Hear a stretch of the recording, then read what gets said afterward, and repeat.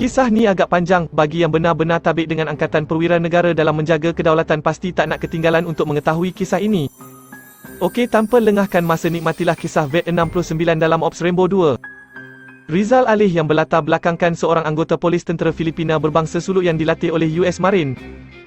Beliau telah menembak mati seorang datuk bandar dan dihadapkan ke Mahkamah Tentera Filipina. Bagaimanapun beliau dapat meloloskan diri setelah menembak seorang pegawai tentera berpangkat jeneral yang mengadili perbicaraan di dalam mahkamah tentera dengan bantuan keluarga dan rakan-rakan. Di situ berlakunya kejadian tembak-menembak dan pengeboman di kawasan mahkamah. Beliau melarikan diri dengan dibantu oleh rakan-rakan menyeludup masuk ke Sabah secara haram dan bersembunyi di Pulau Jampiras dan akhirnya membina penempatan baru di sebuah pulau bernama Kampung Semangat berhadapan dengan jeti di Pejabat Pos Sandakan. Pengalamannya sebagai seorang anggota tentera terlatih telah membantu Rizal dalam mengukuhkan kubu serta penempatan kumpulannya dengan begitu taktikal. Selama menjadi pelarian dan pendatang asing tanpa izin, beliau telah menjalankan aktiviti-aktiviti penyeludupan dan melanun kapal-kapal dan perahu nelayan. Kumpulan Rizal juga banyak melakukan rompakan di laut serta menguasai penyeludupan rokok kretek dan merupakan pembekal utama dari Sandakan, Lahad Datuk Kunak sempurna di ketika itu.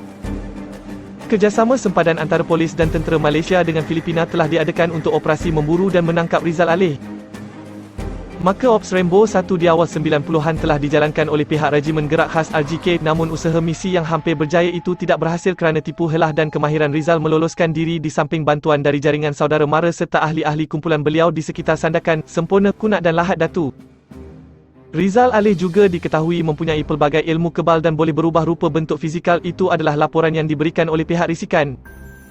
Lantaran itu pada April 1994 pasukan 69 Komando atau Vet 69 diarahkan untuk mengambil tugas menangkap hidup-hidup Rizal Alih atau Komander Khan bersama kumpulannya.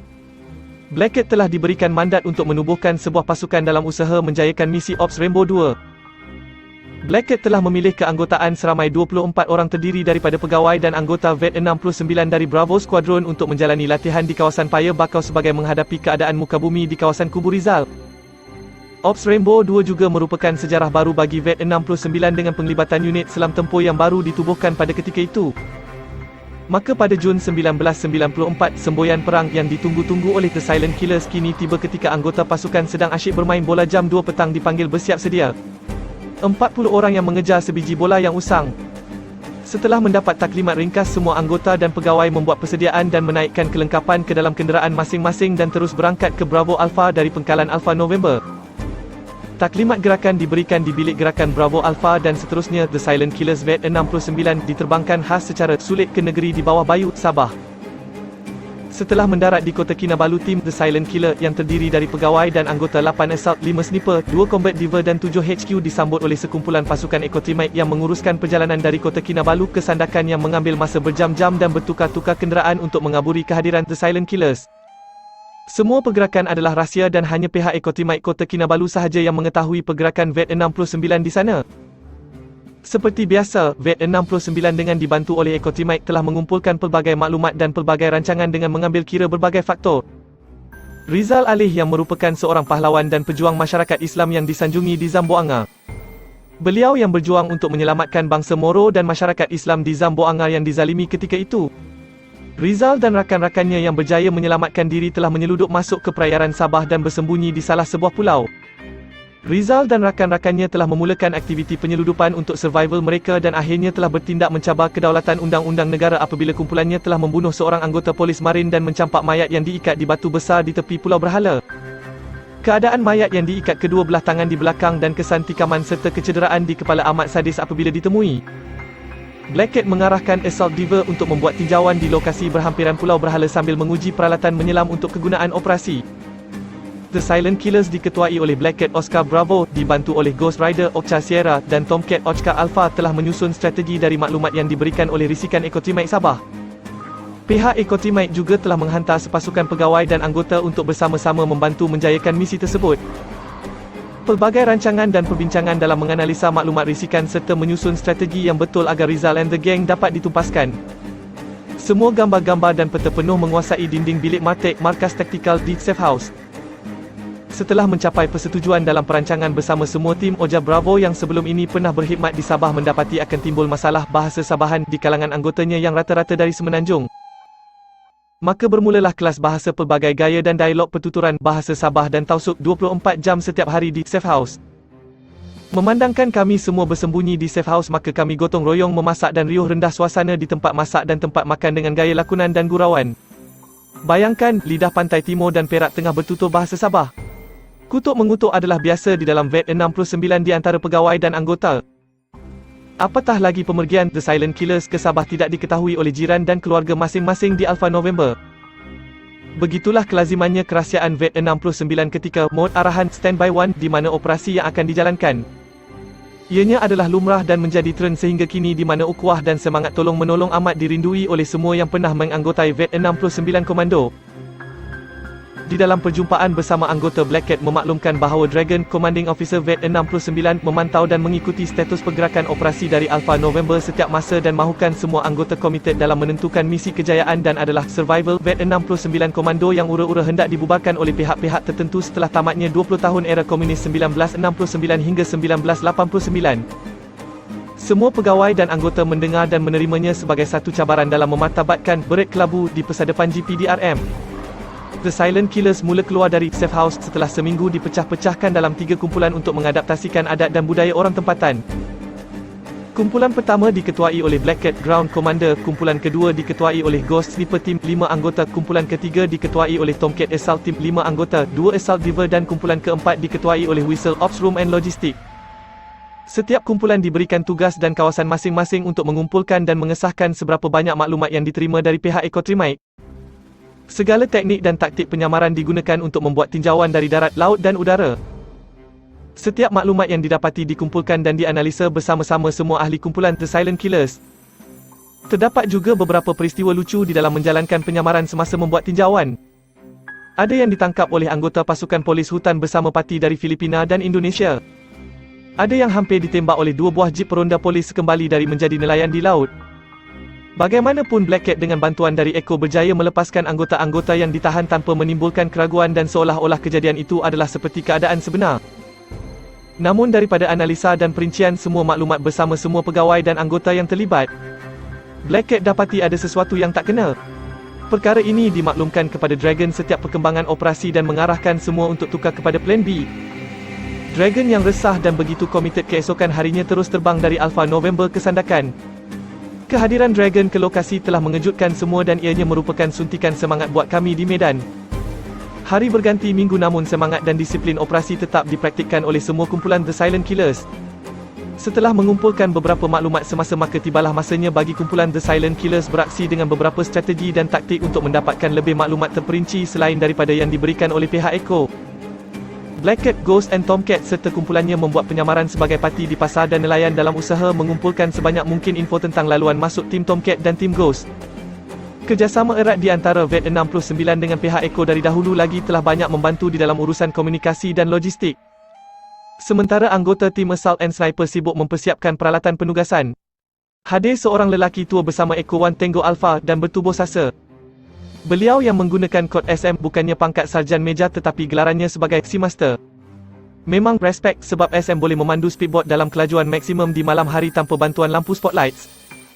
Pendek kata setiap sudut dan batu atau tiang di sepanjang perairan Sandakan SM tahu selok-belok kedudukannya.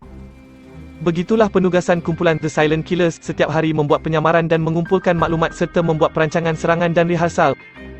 Untuk mengelakkan daripada dihidu pergerakan dan menjaga moral pasukan. Black Cat yang merupakan tunjang dalam operasi ini telah menggesa kelulusan daripada pihak Bravo Alpha untuk memberikan final instruction agar misi ini boleh diselesaikan segera. Akhirnya, jam 1 petang Black Cat dipanggil untuk berjumpa dengan messenger dari Kilo Papa November di sebuah lokasi rahsia di Sandakan dengan menerima arahan untuk melaksanakan operasi yang amat sukar sekali dengan misi Mission Impossible. Ini adalah kerana The Silent Killers diarahkan untuk tangkap hidup-hidup Rizal Ali and the gang. Selepas solat maghrib dan makan malam, Dragon, Black Cat, Ghost dan Tomcat memanggil semua anggota kumpulan untuk menyampaikan arahan dan misi Mission Impossible. Semuanya tenang mendengar taklimat dengan semangat berkobar-kobar sambil terselit bahan jenaka yang disuarakan oleh penglipur lara kami iaitu Papa Mike. Bermula dari situ, operasi Ghost Protocol yang direncanakan mula memainkan peranan masing-masing oleh semua anggota kumpulan. Selain membuat persiapan persenjataan, perancangan strategi, perincian semua maklumat dan menjalankan raptai serangan seperti yang telah dirancang. Bagi merealisasikan penyamaran, kami telah beberapa kali melakukan raptai latihan bagi memastikan setiap anggota yang terlibat benar-benar dalam keadaan siap sedia untuk melaksanakan tugas yang sememangnya berbahaya dalam misi Mission Impossible ini. Dragon yang baru sampai ke safe house diberikan taklimat oleh Black Cat di atas semua maklumat yang telah diterima dari Echo dan pergerakan anggota The Silent Killers. Dragon memaklumkan bahawa ada perubahan arahan penugasan daripada Strike Out kepada Sniper Option. Black Cat menerima arahan dan merancang strategi bersama semua anggota untuk melaksanakan arahan tersebut. Maka tim sniper mula membuat perancangan cara untuk merapati kubu Rizal yang begitu tersusun ciri-ciri keselamatannya.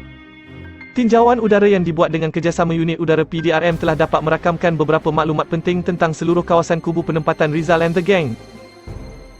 Rizal yang merupakan seorang yang berpengalaman dalam taktikal perang dan mempunyai pengaruh yang kuat dan sokongan dari sebilangan penduduk tempatan yang berasal dari suku Suluk, Bajau dan Jawa ini telah membantu beliau dalam membina penempatan yang siap dengan pos sentri, 3 buah kelong berbentuk anak panah menebang pokok-pokok bakau di belakang rumah agar mudah melihat pergerakan, menutup laluan sungai di belakang penempatan beliau dengan pokok-pokok bakau yang ditebang dan ditanam semula secara terbalik. Ianya bertujuan agar bot-bot polis tidak boleh menghampiri dari arah belakang kecuali ketika air pasang sahaja.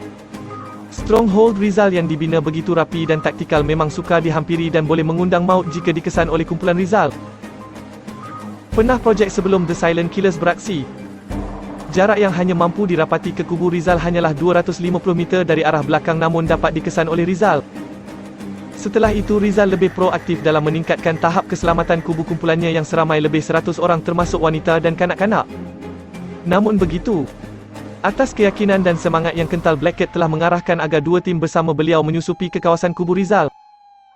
Salah seorang dari tim Black Cat bernama Fish telah ditugaskan untuk membuat Oscar Papa One ke atas penempatan Rizal. Fish dengan menggunakan pelbagai ilmu kepakaran yang ada telah berjaya merapati hingga jarak hampir 50 meter ke kubu Rizal dan berjaya membuat laporan pengawasan aktiviti yang dijalankan oleh ahli kumpulan Rizal.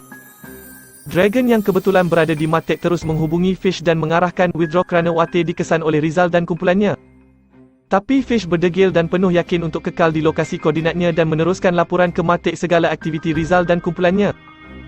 Setelah beberapa kali membuat tinjauan rapat dan mengumpulkan maklumat yang diusahakan sendiri oleh tim The Silent Killer, maka Dragon dan Black Cat berbincang dan membuat strategi bersama semua ahli kumpulan. Satu persetujuan telah dicapai untuk menggunakan tipu helah dengan memaklumkan kepada pasukan sahabat di mana Project Ops Rainbow 2 telah dibatalkan. The Silent Killers memohon bantuan 5 buah kenderaan untuk menghantar pulang pegawai dan anggota The Silent Killers ke lapangan terbang Kota Kinabalu pada keesokan harinya. Apa yang menarik adalah berita kumpulan Roma Irama, panggilan glamour The Silent Killers di kalangan penduduk tempatan, sudah heboh di sekitar Sandakan. Anggota kumpulan Roma Irama pun keluar ke bandar untuk meraihkan penugasan di Sandakan seolah-olah berita itu adalah benar. Keesokan harinya, pilot-pilot dari pasukan sahabat yang datang sehari sebelum berangkat membantu kami menaikkan barang-barang ke truk datang dengan berpakaian kemas dan ingin membawa kami ke Kota Kinabalu. Kami yang berpakaian untuk pulang terus menahan pilot-pilot tadi seperti yang dirancang dan whistle telah diarahkan untuk memberikan pilot-pilot tersebut makan dan minum dan mengambil handphone masing-masing serta menguncikan mereka di dalam bilik.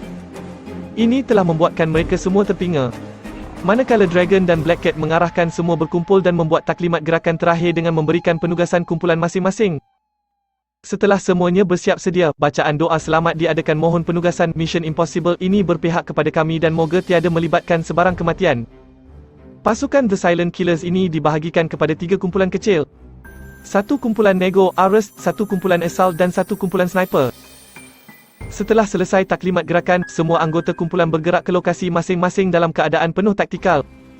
Black Cat selaku Ground Commander dibantu oleh Echo One yang bertindak sebagai penunjuk jalan bersama 5 anggota menyamar dan memainkan peranan sebagai wakil kumpulan yang menyokong pihak pengganas untuk berunding serta berdamai. Semua lakonan berjaya meyakinkan Rizal bahawa orang-orangnya yang menunggu di dalam bot yang satu lagi, yang kononnya pembawa makanan, bercadang menyerahkan bekalan makanan itu kepada kumpulan Rizal sebelum mereka pulang ke kampung. Rizal Alih yang ketika itu dikelilingi oleh 4 orang pengawal peribadi terpedaya dengan lakonan hebat Black Cat dan lain-lain bersetuju menerima hantaran bekalan makanan tersebut. Isyarat kepada kumpulan bantuan untuk merapati rumah Rizal diberikan. Semasa bot itu sedang merapati rumah tersebut, Rizal yang tadinya duduk bersebelahan Black Cat bangun menuju ke pintu yang menghampiri anak tangga susu turun ke bot untuk merapati untuk melihat kumpulan yang menghantar bekalan sambil kedua-dua tangan memegang rangka pintu rumah tersebut. Di ketika ini, 2 anggota yang ditugaskan untuk menjatuhkan tubuh Rizal dari tadi menunggu dengan sabar dan senyuman apabila masa yang sesuai telah tiba. Tanpa menunggu masa yang lama, anggota A dan B bertindak pantas dengan merempuh tubuh Rizal ala ahli gusti menjatuhkan lawan ke dalam bot yang tersedia ada di depan pintu tadi bersama-sama. Suasana yang tadinya tenang kini telah bertukar tegang dan riuh rendah. Rizal dengan pantas menjerit dalam bahasa tausuk memberi arahan tembak. Rizal yang cuba melepaskan diri dengan menendang dan meronta-ronta mengakibatkan berlaku pergelutan di dalam bot di antara mereka. Kejadian yang berlaku begitu pantas. Dua lagi anggota menangkap terdiri dari C dan D bertindak pantas tanpa melengahkan masa serentak bertindak menangkap dan terus menggari bapa Rizal yang bersenjatakan parang berukuran 3 kaki panjang. Bapa Rizal melawan dan bertindak ganas serta cuba melarikan diri dengan terjun ke dalam laut. Bagaimanapun bapa Rizal berjaya juga ditangkap dan digari akhirnya. Semuanya berlaku di dalam satu masa yang singkat di mana berlaku kejadian tembak-menembak antara Black Cat dan pembantu peribadi Rizal. Seorang pengikut Rizal yang berada begitu hampir dengan Black Cat terus menembak ke arahnya dan sebutir peluru telah mengenai tapak tangan kiri Black Cat dan dengan pantas Black Cat menjatuhkan badan sambil draw pistol yang disembunyikan di pinggang dan membalas tembakan ke arah penembak yang terus melarikan diri ke bahagian belakang rumah. Tiba-tiba, kedengaran bunyi tembakan pistol dari arah kiri dan mengenai kaki kiri Black Cat dan menyebabkan beliau segera terjun ke dalam bot untuk mengecilkan sasaran tembakan. Melihat keadaan anggota A dan B yang masih berhempas pulas untuk menangkap Rizal, Black Cat yang ibarat harimau luka terus menerkam Rizal dan menghentak kepalanya dengan but pistol dan akhirnya Rizal terkulai layu dan dengan segera mengikat dan membalutnya dengan menggunakan jala-jala ikan yang ada di atas bot itu. Maka Rizal dengan segera dibawa keluar dari kawasan tersebut menaiki sebuah bot untuk dibawa ke sandakan dan terus ke balai polis Kota Kinabalu. Manakala Black Cat yang terkena tembakan dibawa ke hospital berhampiran untuk rawatan. Maka berakhirlah kisah legasi Rizal Alih yang merupakan wira masyarakat Selatan Mindanao kerana memperjuangkan kezaliman pemerintahan ketika itu pada masyarakat Islam di sana.